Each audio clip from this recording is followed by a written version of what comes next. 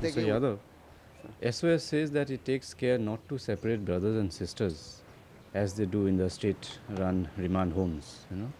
But don't they separate children from their parents, from the real parents, by ensuring that children don't return to the real parents and that contact with them is, you know, minimal?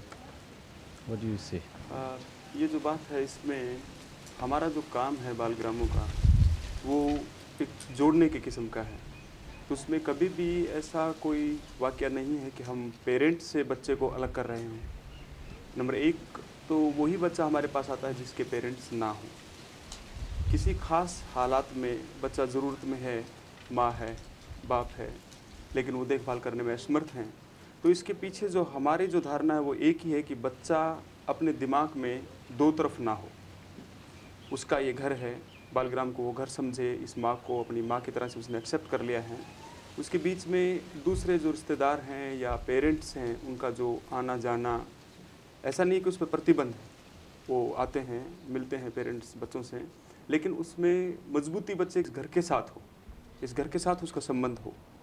तो इसलिए ऐसा इसमें कुछ नहीं है कि हम उस बच्चे को पेरेंट से दूर ले जा रहे हैं या उस पेरेंट को ये इंश्योर करके कि बच्चा हमारे पास ज़्यादा ठीक है और आपको हम उसको ठीक से देखभाल कर रहे हैं। इसमें सीधी सी जो हमारी जो बालग्रामों का जो सिद्धांत है वो यही है कि उस बच्चे को एक विशेष किस्म की देख रेख, पालन पोषण, उसकी शिक्षा दीक्षा में एक ज़रूरत है। उस ज़रूरत को हम एक तरफ बच्चे को करके ज़्यादा अच्छी तरह से पहुंचा पा सकते हैं उसको।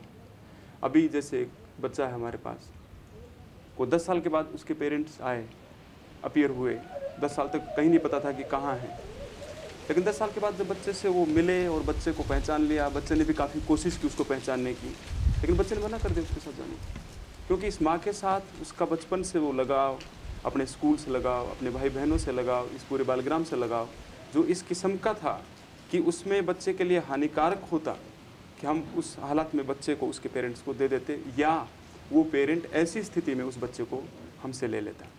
तो हम कोशिश करते हैं उस पेरेंट को समझाने की। इसमें ये नहीं है कि कोई एक धारा लगा दी हमने कि आप नहीं मिल सकते या आपको अपना बच्चा वापस नहीं मिलेगा, लेकिन हम उस पेरेंट को काउंसिल करते हैं कि इसमें बच्चे की भलाई है, ताकि वो बच्चा यहाँ रहे, इसको अपना समझ के अपने में इस चीज़ को बैठा के एक सुरक्षा की भावना उसके दिमाग में जो है वो फिर दोबारा से इनसिक्योरिटी में ना डेवलप हो। ये हमारे इसकी पीछे धारणा है। इसमें ऐसा कहीं भी नहीं है कि हम पेरेंट्स को बच्चे से अलग करते हैं या बच्चे को पेरेंट्स से अलग करते हैं, क्योंकि हम तो एक ऐसे बच्चे को जिसका कोई देखने वाला नहीं है, उसको माँ, भाई बहन, एक घर और समाज दे रहे हैं। तो ऐसा हम सोच भी नहीं सकते कि किसी बच्चे को उसके पेरेंट्स से अलग कर दें।